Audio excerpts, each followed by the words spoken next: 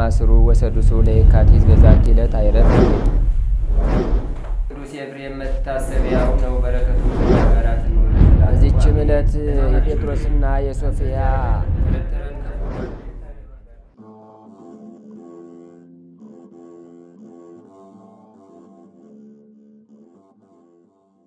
በስመ አብ ወወልድ ወመንፈስ ቅዱስ አሐዱ አምላክ አማስሩ ወተስዑ ለየካቲት በዛቲ ዕለት ኮነ ፍልሰተ ሥጋው ለአባ መርጥያኖስ መነኮስ መስተጋድል ሀገረ አቴና በአንጾኪያ ውእቱኬ እምድኅረ። አንድ አምላክ በሆነ በአብ በወልድ በመንፈስ ቅዱስ ስም የካቲት 19 በዚች ዕለት የተጋዳይ መነኮስ የአባ መርጥያኖስ ሥጋው ከአቴና አገር ወደ አንጾኪያ የፈለሰበት ነው። እርሱም ሽንገላ በኃጢአት ልትጥለው በወደደች ጊዜ ከአመንዝራ ሴት ከተፈተነ በኋላ እርሱ ግን መነኮሰ። በገድል እስከ ተጠመደች ድረስ ስቦ ወደ ንስሐ መልሷታል።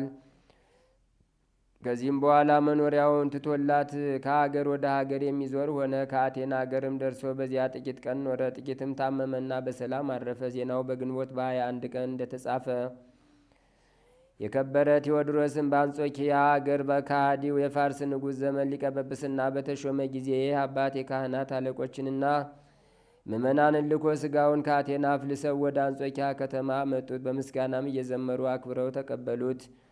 ሊቀ ጳጳሳቱም ተሳለመው፣ በሳጥንም አድርጎ በቤተ ክርስቲያን ውስጥ አኖረው። በዚችም ዕለት በዓልን አደረገለት። ለእግዚአብሔር ምስጋና ይሁን፣ እኛንም በጸሎቱ ይማረን፣ በረከቱም ከእኛ ጋር ትኑር ለዘላለሙ አሜን። ሰላም ለብልሰተ ሥጋ ካባ አንጾኪያ ማቴና በደ ቴዎድሮስ አበስርግው በጵጵስና መርትያኖስ ተወከብ ዘመልዕልተ ቃል ጼና በከናፍረ ልብ ወበአፈህል ህቡ ህሊና ሶበለ ሥጋ ከአየም ሳጹና። አንድ አምላክ በሆነ በአብ በወልድ በመንፈስ ቅዱስም የካቲት 20 በዚች ቀን የከበሩ ባስልዮስ ቴዎዶሲዎስና ጢሞቴዎስ በእስክንድርያ አገር በሰማዕትነት ሞቱ። በረከታቸውም ከእኛ ጋር ትኑር ለእግዚአብሔር ምስጋና ይሁን አሜን። በዚችም ዕለት የከበረ አባት የእስክንድርያ ሊቀ ጳጳሳት ጴጥሮስ አረፈ። በዚችም ዕለት መኮንን አርያኖስን የሚያጫውተው አዝማሪው ፊልሞን በሰማዕትነት ሞተ።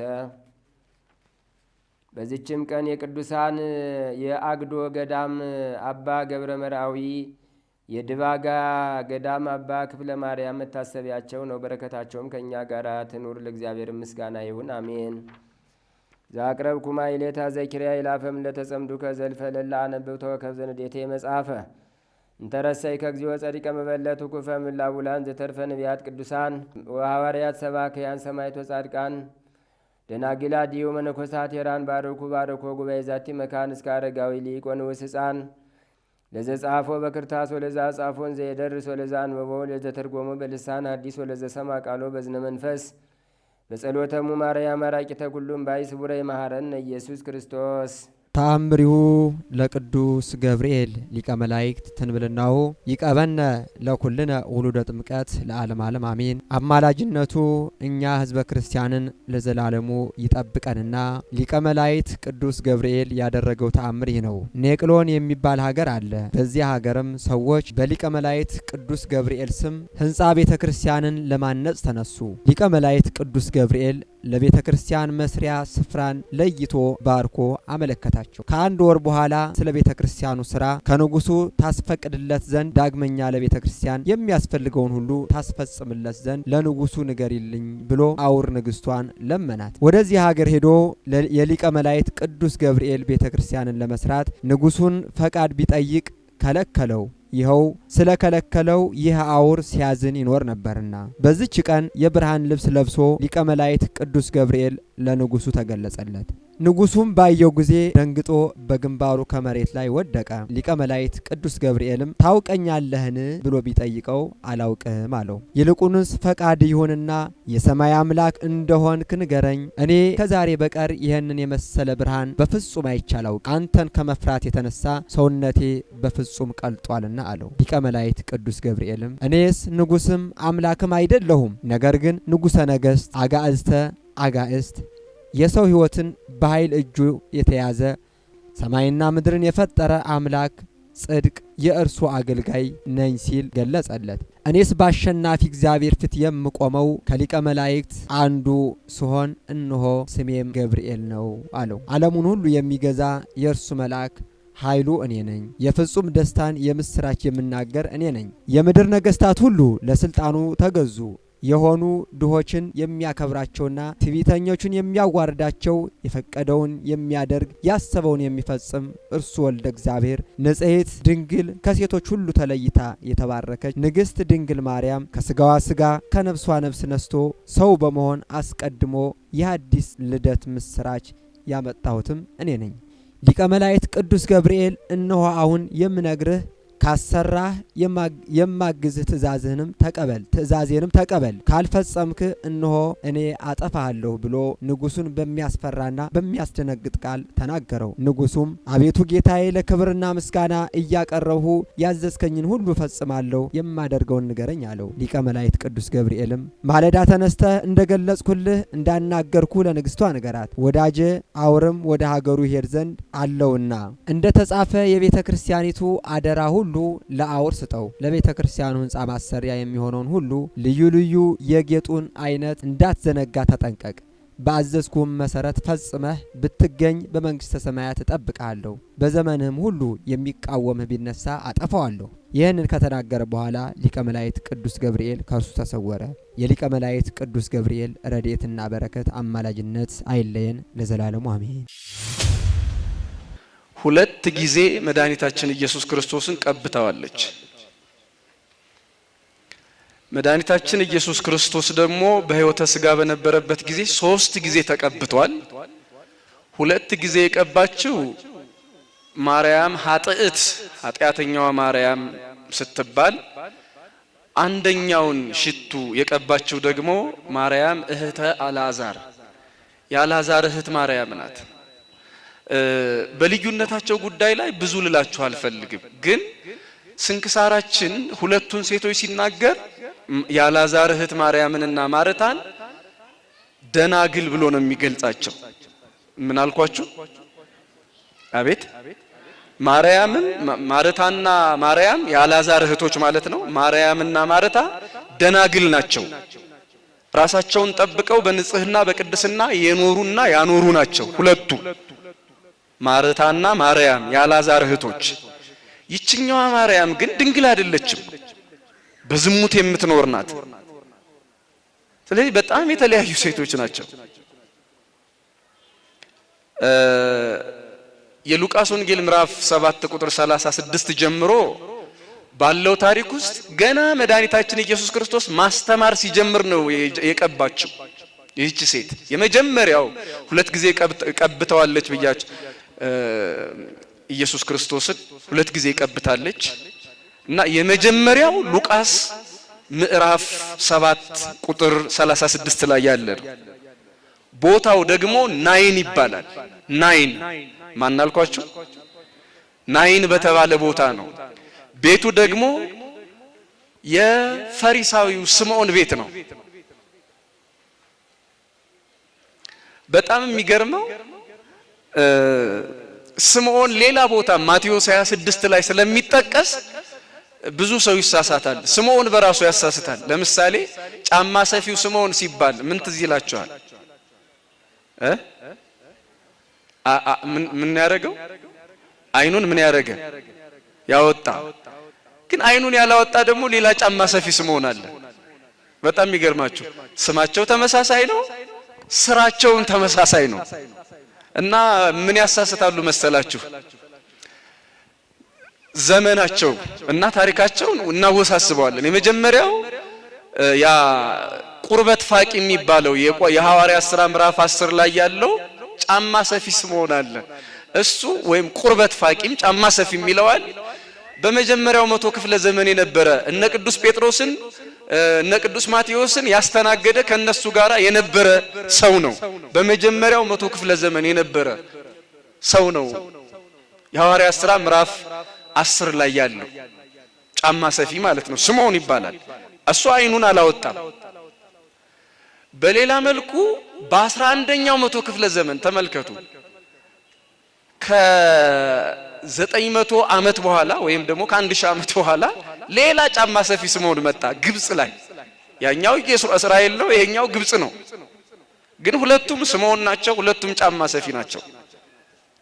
ስለዚህ በተገኘው ቦታ ያንን ወደዚህ ይሄንን ወደዚያ ስናደርግ ብዙ ጊዜ እንሳሳታለን። ልክ እንደ ማርያም ማለት ነው።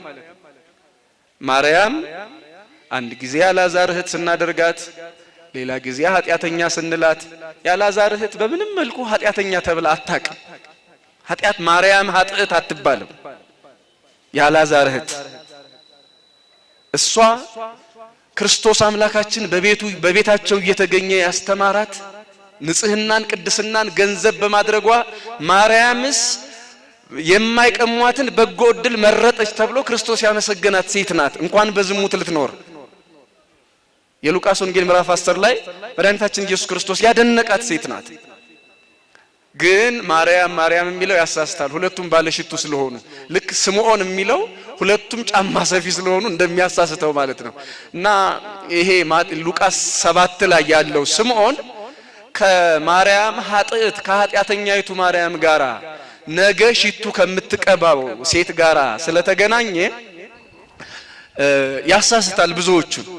አሁን እናንተ ራሱ በዚህ ሰዓት ከኔ ጨርሳችሁ ልትማሩት አትችሉም። እንደው በመጠኑ ስለሷ ትንሽ ለመናገር ያህል ነው እንጂ ይሄንን ሐሳብ ያመጣሁት እና ግን እየሰማችሁኝ ነው። ባይሆን ርዕሱን እንዳትረሱት፣ ትንሽ ረዘም ብሏል። ብዙ ኃጢአቴ ሞተ ልቀብረው እወዳለሁ ያለችውን ቃል እንዳትረሱት። እስኪ በሉት ምን ነበረ? ብዙ ኃጢአቴ ሞተ ምን ልለው እወዳለሁ።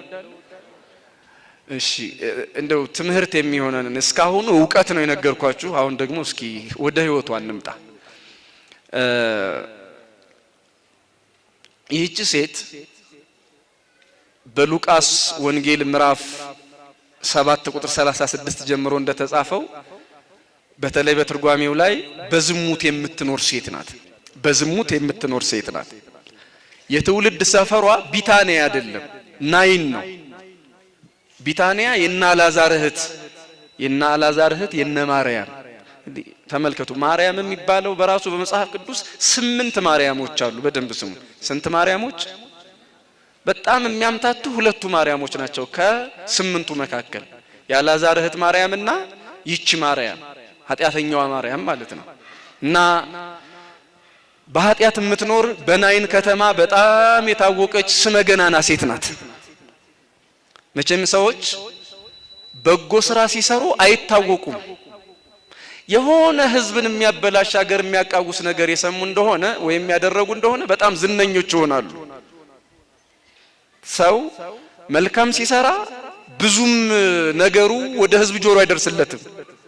እና ለዛ ነው በጣም ብዙ የሚዲያ በተለይ የዩቲዩብ እንደነ ንቁ ሚዲያ እንደሌሎችም ያሉት የነ አማንን ጨምሮ ማለት ነው። እነሱ ያው የታወቀ ለቤተ ክርስቲያን ለሃይማኖት ለሀገር የሚጠቅመውን ነው።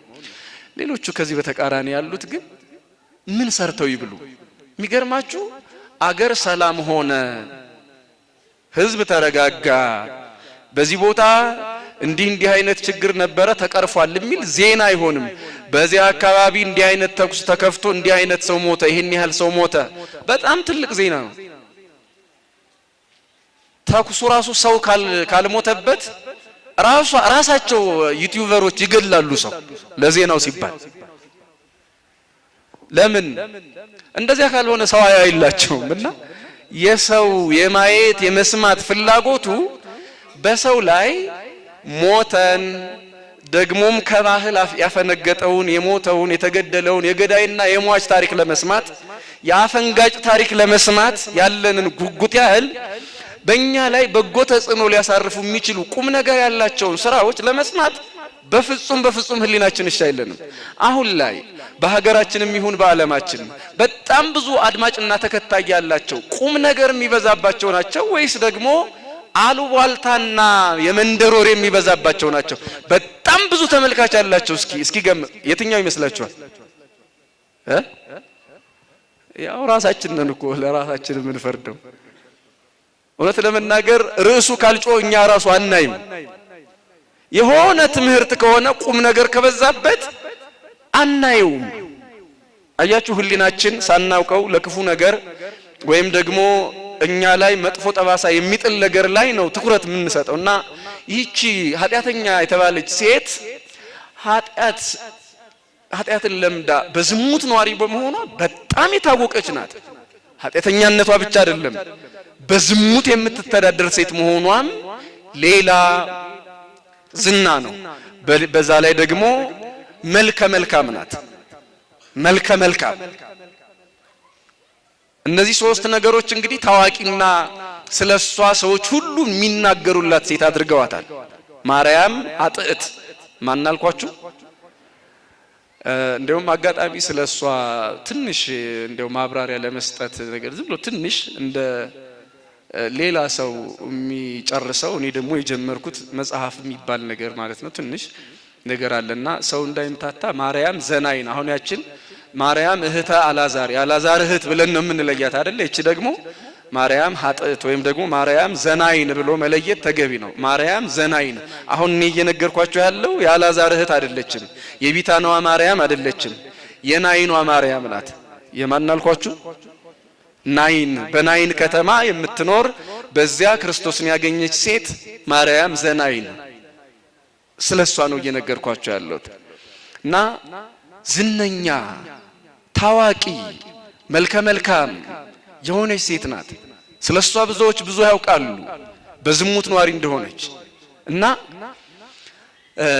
ቅድም መምህር ሲናገሩት እንደነበረው በጣም ረጅም ጊዜዋን ያሳለፈችው በዝሙት ነው።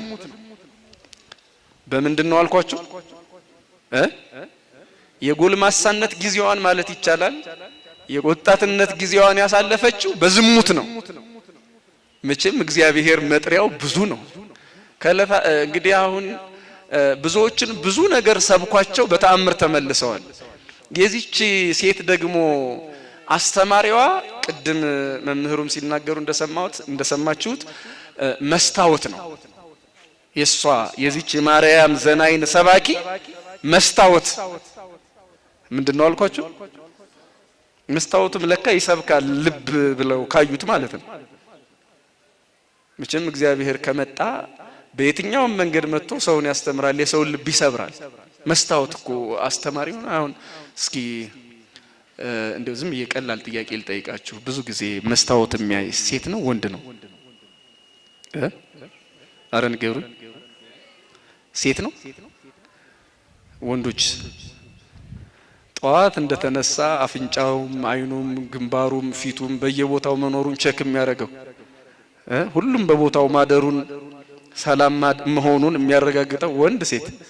በእርግጥ መኖሩን ለማረጋገጥ እንኳን አይደለም ያው እኔ ልቀይረው ነው እንጂ ራስን ጠብቆ ለመሄድ ነው። በመስታወት ፊት መቆም ኃጢአት አይደለም። ግን ያው የኛ ችግሩ በመስታወት ፊት ስንቆም ምንም ጸጉር የሌለው ወንድ ቢሆን መቆሙ አይቀርም። በመስታወት ፊት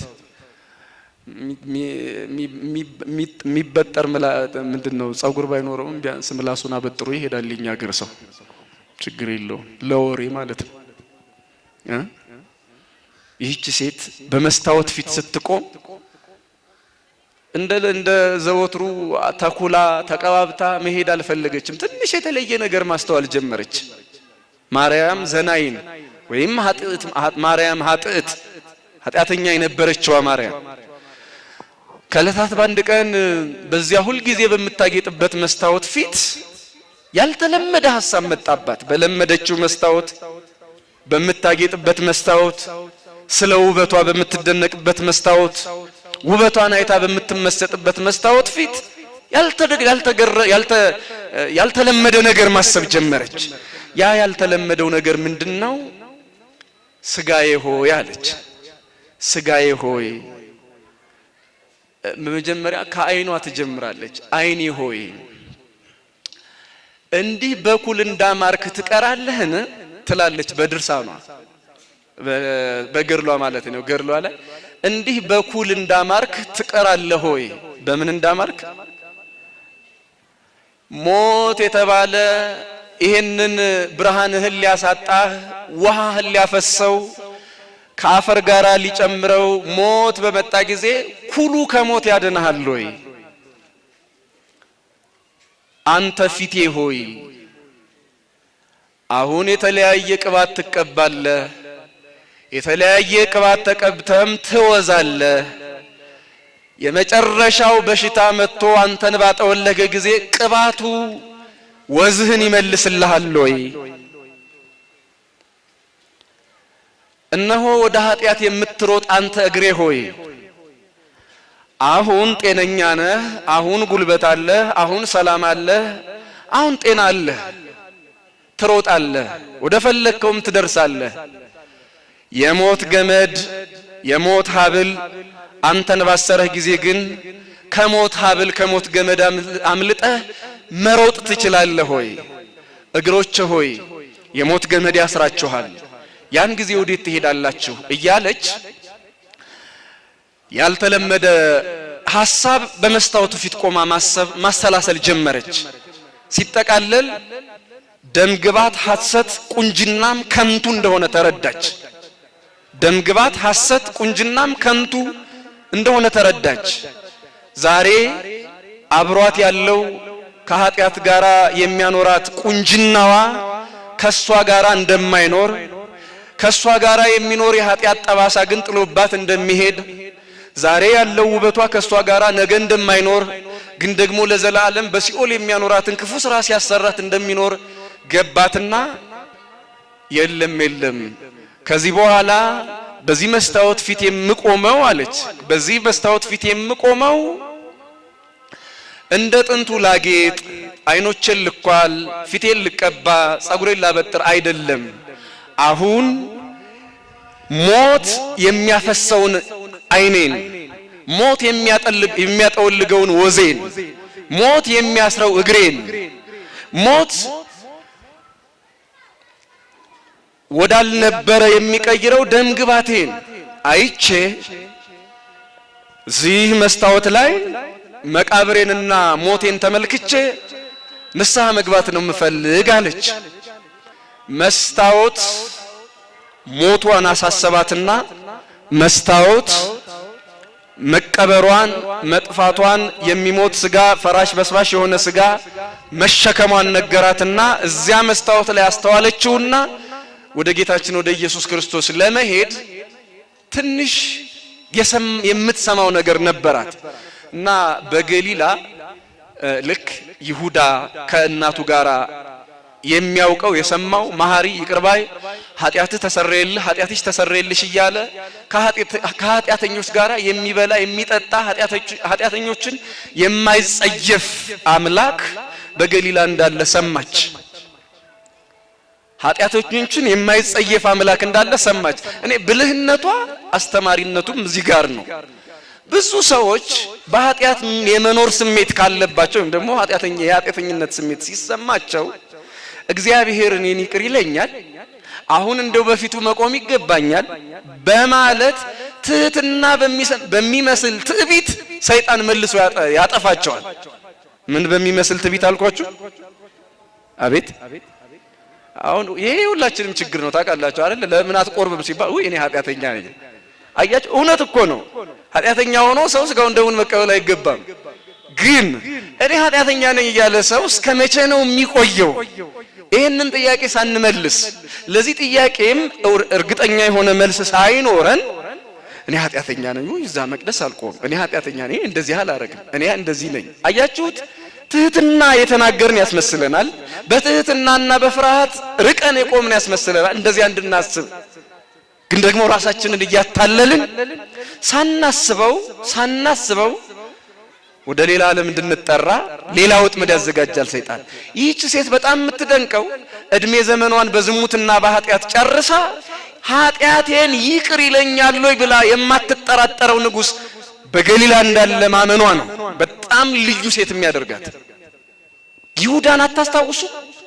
እሷ እኮ እንደ ይሁዳ አልተማረችም።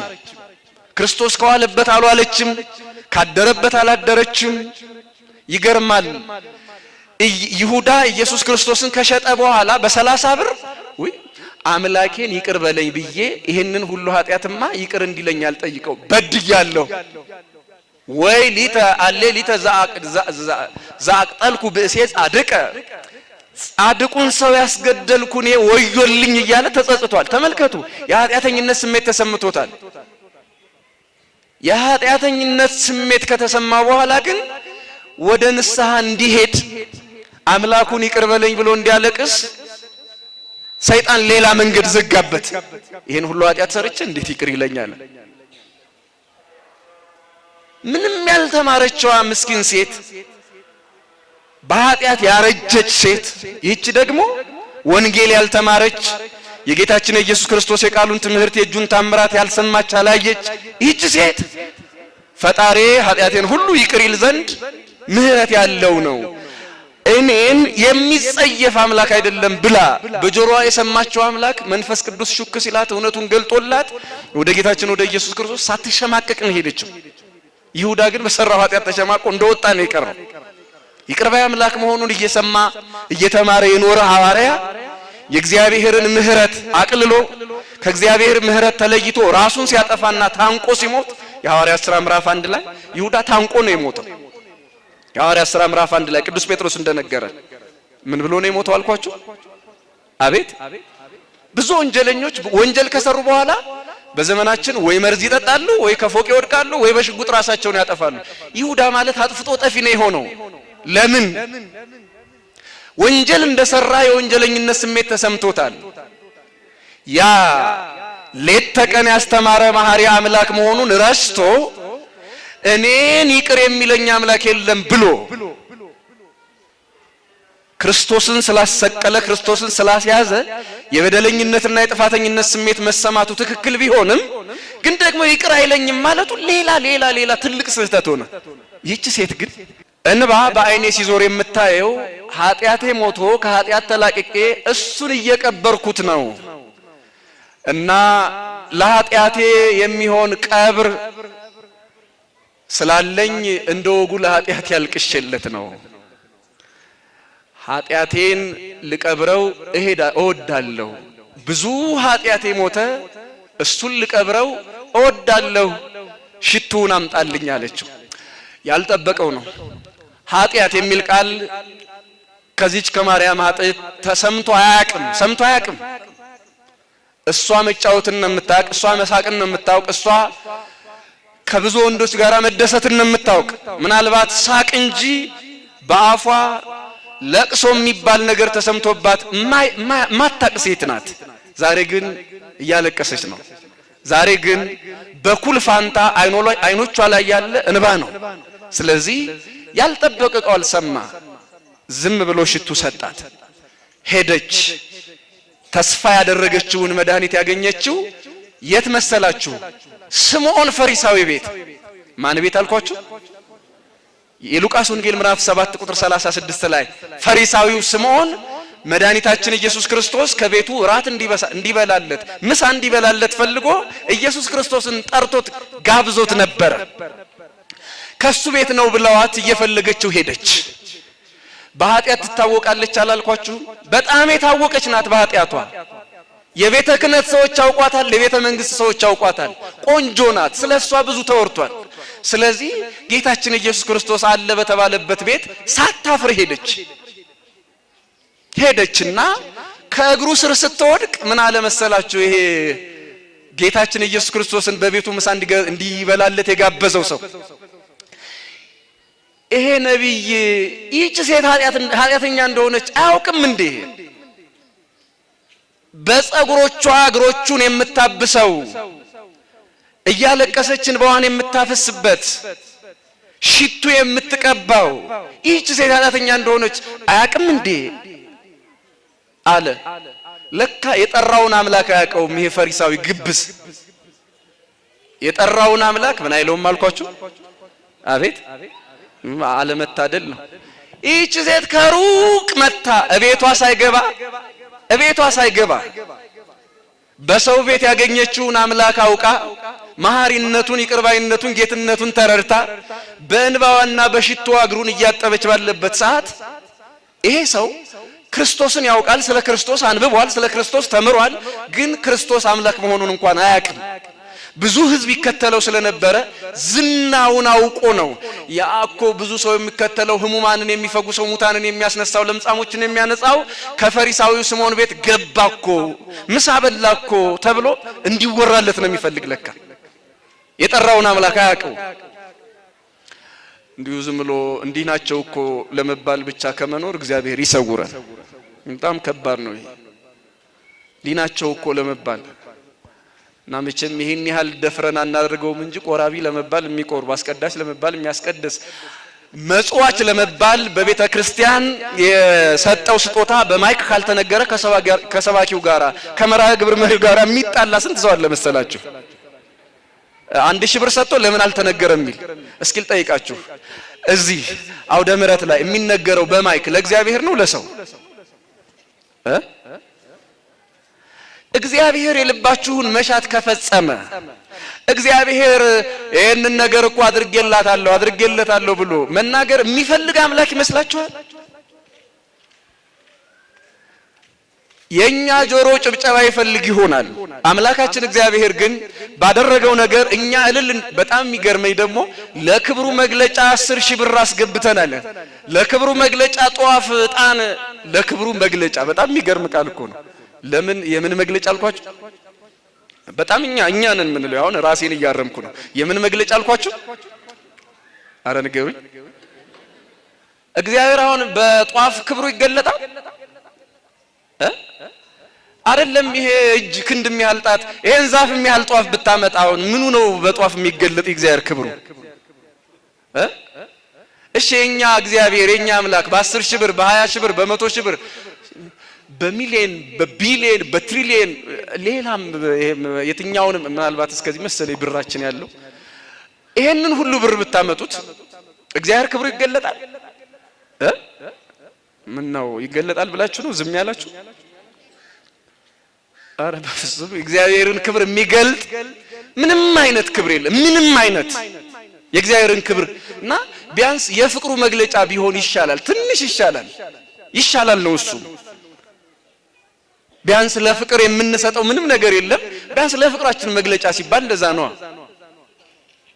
ክብሩ ነው የኛ የእግዚአብሔርን ክብሩ ጧፉ ጣኑ ብሩ ሲገልጠው ታየን እኮ። በጣም የሚያሳዝን ነው። ለማንኛውም የእግዚአብሔር ክብር በዚያ አይገለጥም። ቢያንስ ለፍቅሩ መግለጫ ብንል ይሻላል። ለምኑ መግለጫ አልኳችሁ? እሱንም የሚመጥን አይደለም፣ ግን ቢያንስ ይሻላል። እኛ ከዛ በላይ መስጠት ስለማንችል ማለት ነው። ማድረግ የምንችለውን ስለሆነ እያደረግን ያለ ነው። ምን ልላችሁ ነው? እግዚአብሔር እንዲናገር እግዚአብሔር የሰራው በጎ ስራ እንዲነገር ምናልባት ለሌሎች አስተማሪ እንዲሆን ተፈልጎ ሊሆን ይችላል። አዎ፣ ግን በሆነ አጋጣሚ ሳይነገር ቢቀር እመቤት ያዘነችብኝ፣ ቅዱስ ሩፋኤል ፋኑኤል አዘነብኝ፣ ወይ መልአኩ ሚካኤል ገብርኤል አዘነብኝ፣ እንደዛ አይነት ስሜት እንዳይሰማችሁ ክርስቲያኖች። ሰው ነው ክብሬን ሳትናገር እንዴት ብሎ የሚያኮርፋችሁ እንጂ ጻድቃን፣ ሰማዕታት፣ ቅዱሳን መላእክት አላስጨበጨባችሁልኝም ብለው አያኮርፉ። እግዚአብሔር ማዳኔን አልተናገርክም። እንደውም እኮ ክርስቶስ አምላካችን ለምጻሞችን እያነጻ ብዙ ታምራት እያደረገ ለማን እንዳትነግሩ ይል ነበር። አያችሁት? ለማን እንዳትናገሩ ይል ነበር። እንደ ዘመናችን ባህታውያን መናገር የሚፈልግ አምላክ አይደለም። አላችሁ አይደል? እሺ። እና ይሄ ግብዝ ፈሪሳዊ ክርስቶስን አያውቀውም፣ ግን ጠርቶታል ለግብዝነት፣ ለከንቱ ውዳሴ። ለምን አልኳችሁ? ለከንቱ ውዳሴ ጠርቶታል። ለቃ የጠራውን አምላክ አያውቀውም። እና ይህች ሴት ከሩቅ ቦታ መጣ ክርስቶስን በቤቱ አገኘችው። ሁለት ቃል ያዙ። አንደኛ ይሄ ሰው የቤቱን በር ከፈተ እንጂ የልቡን በር አልከፈተም። የቤቱን በር ከፈተ እንጂ ምኑን አልከፈተም አልኳችሁ? አቤት። አምላካችን እግዚአብሔር ደግሞ የዮሐንስ ራዕይ ምዕራፍ 3 ላይ እንደተናገረው እነሆ ከደጅ ቆሜ አንኳኳለሁ ማንም ድምጼን ሰምቶ ቢከፍትልኝ የሚል ቃል። እግዚአብሔር አምላክ የቤትህን በር አይደለም የልብህን በር ነው የሚያንኳኳው። በስልጣን ልባችሁ ያበጠ ሰዎች ልባችሁን ለእግዚአብሔር ክፈቱ ማለት ነው። የዚህ ዓለም የኃጢአት መኳንንት፣ የበደል መኳንንት ልባችሁን ለእግዚአብሔር ክፈቱ ማለት ነው። ምናችሁን? እግዚአብሔር የልብ በር እንጂ የቤት በር አይፈልግም። ዝጋው ከፈለግ ምንም ችግር የለው። ይሄ ግን ልቡን ዘግቶ የቤቱን በር ከፈተ። ያቺስ የሚከፈት በር የላትም፣ የሚከፈት ልብ ግን አላት። ማርያም ኃጥእት በሯን ዘግታ ልቧን ከፍታ ወደ ክርስቶስ መጣለች። ምን አድርጋ መጣለች አልኳችሁ? የቤቷን በር ዘግታ የምኗን በር ከፍታ? የልቧን በር ከፍታ። ይሄኛው ፈሪሳዊ ግብዙስ የቤቱን በር ከፍቶ የምኑን በር ዘግቶ? አቤት የልቡን በር ዘግቶ ክርስቶስን ጋብዞታል። እሷ ወይስ እሱ ጻድቅ? አቤት ነው ክርስቶስ እንግዳ የሆነው እስኪ ንገሩኝ። በሱ ቤት ነው በሷ ልብ ነው እስኪ ንገሩኝ። አቤት ክርስቶስ እንግዳ ሆኖ የተቀመጠው በሷ ልብ ነው በሱ ቤት አይደለም። የሱ የመደብ ድንጋይ ላይ ማን ይቀመጣል? መቼም በዚያ ዘመን ይሄ ሶፋ የለም። በዚያ ዘመን ምናልባት ያማሩ እንጨቶች ሊኖሩት ይችሉ ይሆናል። እሱን እግዚአብሔር አይፈልገውም። ያማሩ መቀመጫዎች እግዚአብሔር አይፈልግም። የቆሸሸው ልቧን ግን ፈልጎታል። ያንን የቆሸሸ ልብ አጽድቶ መቅደሱ ላይ ያደርገው ግን ፈልጓታል። ይሄስ ምንን ያስተምራል ያላችሁ እንደሆነ ምናልባት አሁን ከተማ ውስጥ በልዩ ልዩ ነገሮች የሚታወቁ ሰዎች ይኖራሉ። ሲመጡ እኛ ክርስቲያኖች ለካ ይሄ የሚያስቀድሳል እንዴ እምንል ሰዎች አለን። እኛም እኮ አንዳንድ ጊዜ ስምዖኖች እንሆናለን። እሷም መጣች እዋትማ የሚል ሰው አለ እኮ። ያው እንግዲህ አገልግሎት ላይ እንደመሆናችን በተለይኛ ብዙ እንሰማለን። እንትናን ደግሞ ማዘመር ጀመራችሁ እንደሚል፣ እንትናን ደግሞ እዚህ መድረክ ላይ ያቆማችሁት እንደሚል። እንዴ የጠፋ ሲመጣ ሰው ልል ይላል እንጂ እንዴት የጠፋ ሰው ሲመለስ ያኮርፋል? ብቻኛ ጋር እንደዚህ አይነት ችግሮች አሉ ክርስቲያኖች። እግዚአብሔር ልባችንን ያስተካክልልን። የጠፋችው ማርያም ስትመጣ ስምዖን አጉረመረመ። እንዴት ኃጢአተኛ የክርስቶስን እግር ታጥባለች? በእንባዋ እግሩን ታጥባለች። እና አብርሃም መጥቶ ያልቅስ እንዴ? እና ገብርኤል መጥቶ ያልቅስ እንዴ? ወይስ ቅዱስ ጊዮርጊስ? ያኔ ለካ የለም። ማን መጥቶ ያልቅስ? ያዕቆብ ይምጣ? ማልቀስ የሚገባት ሴት ስታለቅስ ለምንድን ነው ስምዖን ያኮረፈው? የሚገርማችሁ ነው። አሁን እሱ ልየወቀስኩት አይደለም። ዘመናችን ላይም በጣም ፈሪሳዊነታችን ያልታወቀ ስምዖኖች አለን። ይሆኑ የምናውቃቸው ሰዎች ቤተ መቅደስ ሲመጡ አረ ሌባ እኮ ነው የምንለው። እኛ ሌባ ነው የምንለው፣ እግዚአብሔር የሚያውቀው። ለእግዚአብሔር ነው ሌብነቱን የምትነግረው ወይ ማናውቀው ነው? እንደዛ እኮ እንደዚህ እኮ ነው። የሚገርማቸው እሱ እኮ እንደዚህ ነው እንደዛ ነው። ውስጥ አዋቂ የምንሆነው ነገር አለ። እና ስምዖን ውስጥ አዋቂ ሆኖ ከክርስቶስ በላይ አውቆ ይህች ኃጢአተኛ ሴት እግሩን ስትነካው ዝም ይላል እንዴ አለ። እሱ ቤትም ገብቷል እንኳን የሷን ባል ሊጸየፈው። ለማንኛውም ይሄንን መሰናክል ማለፍ ደግሞ ለማርያም ኃጢአት በጣም ከባድ ነው። ይሄንን ማለፍ ሰዎች ወደ ክርስቶስ ቤት በመጣንበት ጊዜ ምናልባት ደስ የማይሉ ድምጾችን እንሰማለን። ይህች ኃጢአተኛ ብሎ ስምዖን ግንባሩን አጥቁሮባታል። በስምዖን ቤት ነው ያለችው እሷ፣ ግን ክርስቶስን ያገኘችው ደግሞ እሱ ቤት ነው። ተደናብራ ትሄድ እንዴ? አዎ ተደናብረው የሚሄዱ ከማርያም ያልተማሩ ብዙ ሰዎች ይኖራሉ። ወይ እንደው አፈጠጡብኝ እኮ ብለው የሚጠፉ። በእርግጥ እኛም አካባቢ እንግዲህ ትንሽ እኛ የማናውቃቸው ወይም ደግሞ ከባድ ብለን የምናስባቸው ስህተቶች ተፈጽሞ ሳይ የሚያማትቡ ሰዎች አሉ ይባላል። እንደውም አንድ የድሮ ቀልደኛ ቀልዷል። ሰውየው ኃጢአቱን ሊናዘዝ መጥቶ ምን በደል ሰርታል? እናቴን በመጥረቢያ ገድያታለሁ አለ። እዛ እናቱም ብቻ ብዙ ቤተሰቡን ገድሏል በመጥረቢያ። እና ያ ቀልደኛው ታውቁት ይሆን? ምንድነው ስራ ብሎ ይጠይቀዋል። ዳቦ ቤት ነው የምሰራው አሉ። እና እሳቱንም ለምደዋል። ምን ያመላልሳል አለው። ካህኑ እኮ ነው እንደዛ የሚለው። አይባልም አንልም መቼም። በዚህ ደረጃ እንኳን ባይሆን የሆኑ ነገሮች እንዳሉ ዝም ብለው ቀልደኞች ከኛ አይወስዱ። የማህበረሰቡን ነጸብራቅ ነው ወደዛ የሚወስዱት። እና እኛም ጋር ችግር ይኖራል። የምናማትብ ሰዎች ይሄ የሚሰራ ኃጢአት ነው ብለን እናንተ የነፍስ አባት ስትይዙ በደንብ ወቁ። አሁን ሰሞኑን በጣም ሽማግሌ ሰው ታመሙ። የጥሉላት ምግብ መብላት አይፈቀድም ብለው የነፍስ አባትየው እምቢ ብለው በምግብ አለመመጣጠንና መድኃኒቱ የሚፈልገውን ዝግጅት ባለማድረጋቸው በመድኃኒቱ ራሱ ገደላቸው። እና ሰዎች የነፍስ አባት ብለው የሚይዙት እንዴት ነው? ዝም ብሎ መስቀል ያዘውን ቆብ ያረጋውን ሁሉ ነው እንዴ ዝም ብላችሁ የነፍስ አባት የምታረጉት? ምእመናን ይችን ቤተክርስቲያን እንደ ስምዖን አሁን እነዚህም ቄሶች ናቸው ትላላችሁ ደግሞ ከዛ እናንተ ራሳችሁ ሳትመርጡ ዝም ብሎ መቅደሱ ላይ እዚህ ቅጥረ ቤተክርስቲያን ውስጥ ያገኛችሁትን ሁሉ አባት አድርጋችሁ ከያዛችሁ በኋላ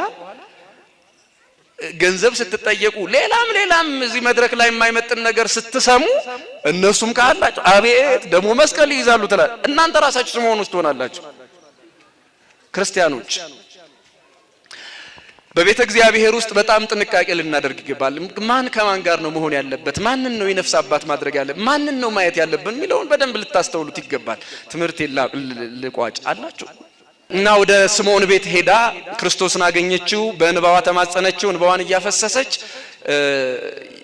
ኃጢአቷ ይቅር እንዲባልላት አለቀሰች። ጌታችን ኢየሱስ ክርስቶስ በመጨረሻ እምነትሽ አድኖሻል አላት። ምንሽ አድኖሻል? አቤት እምነትሽ አድኖሻል ተብላ ከ36 ሴቶች አንዷ ሆነች። ከስንቱ ሴቶች? ሐዋርያ ሆነች። ወንጌል ሰባኪ ሆነች። ሐዋርያ የተባለው ወጣ ለሐዋርያነት ያልታጨችው ዝሙተኛ ሴተኛ ዳሪ የምትባለዋ እግዚአብሔር ሐዋርያ ያደረጋት። እግዚአብሔር ይችላል። እግዚአብሔር መጨረሻችንን ያሳምርልን። ይሁዳ መጨረሻው ተበላሸ። የማርያም ኃጢአት ደግሞ መጨረሻው ምን አላላት? አቤት ለተናገረችው ብዙ ኃጢአቴን ልቀብረው ብዙ ኃጢአቴ ሞቷል እሱን ልቀብረው እወዳለሁ አለች። ኃጢአታችንን ከብረን ክርስቶስ ይቅር ብሎ እንድንኖር እግዚአብሔር ይርዳን። የሰማነውን በልቡናችን ይጻፍብን፣ ከቅዱሳን በረከት ረድኤት ያሳትፈን። ሌሊቱን የባረከ አምላክ መዓልቱን ባርኮ ቀድሶ በሰላም ያውለን። በቸርነት ጠብቀን፣ ሕሙማንን ፈውስልን፣ ሙታንን ማረልን፣ ሕያዋንን ጠብቀን። አምላካችን አቡነ ዘበሰማያት ይትቀደስ ስምከ ትምጻእ መንግሥትከ ወይኩን ፈቃድከ በከመ በሰማይ ከማሁ በምድር ሲሳየነ ዘለለ ዕለትነ ሀበነ ዮም ህድግ ለነ አበሳነ ወጌጋየነ ከመ ንሕነኒ ንህድግ ለዘአበሰ ለነ ኢታብአነ እግዚኦ ውስተ መንሥኦት አላ አድኅነነ ወባልሐነም ኩሉ እኩይ እስመ ዚአከ ይእቲ መንግሥት ኃይል ወስብሐት ለዓለመ ዓለም። በሰላመ ቅዱስ ገብርኤል መልአክ ወእግዝእትየ ማርያም ሰላም ለኪ ድንግል በህሊናኪ ወድንግል በስጋኪ እመ እግዚአብሔር ጸባኦት ሰላም ለኪ ብሩክት አንቲ እምአንስት ወቡሩክ ፍሬ ከርስኪ ተፈሥሒ ፍሥሕት ወምልዕተ ጸጋ እግዚአብሔር ምስሌኪ ሰአሊ ወጸልይ ምህረተ በፍቅር ወልኪ ኢየሱስ ክርስቶስ ከመ ይስረይ ለነ ኃጣውኢነ ተማኅፀነ ብኪ ኦ እግዚእ ኢየሱስ ክርስቶስ ስረይ ኃጢአትየ ወኃጢአተ ኩሉ ሕዝብ ከማይሠራ ኃጢአት እግዚአብሔር ይፍታህ። ንቁ ሚዲያ ለተመልካቾቹ ከሚያደርሳቸው ዕለታዊ ሳምንታዊና ወርሃዊ ዝግጅቶች መካከል የየዕለቱን ስንክሳር ወርሃዊና ዓመታዊ የቅዱሳን ገላትና ድርሳናትን በኢትዮ ማህበር የዩቲዩብ ቻናል ያቀርባል። የየዕለቱን ስንክሳር ባሉበት ሆነው በማድመጥ እንዲሁም ወርሃዊና ዓመታዊ የቅዱሳንን ዜና ሕይወታቸውን በማድመጥ ከቅዱሳኑ በረከትና ረድኤት እንዲያገኙ ንቁ ሚዲያ የሁል ጊዜ ምኞቱ ነው። በየዕለቱ የሚለቀቁ ዜና ቅዱሳንን ላይክ፣ ሼርና ሰብስክራይብ በማድረግ አገልግሎቱን ይደግፉ። ንቁ ሚዲያ ርቱ የቤተ ክርስቲያን ልሳን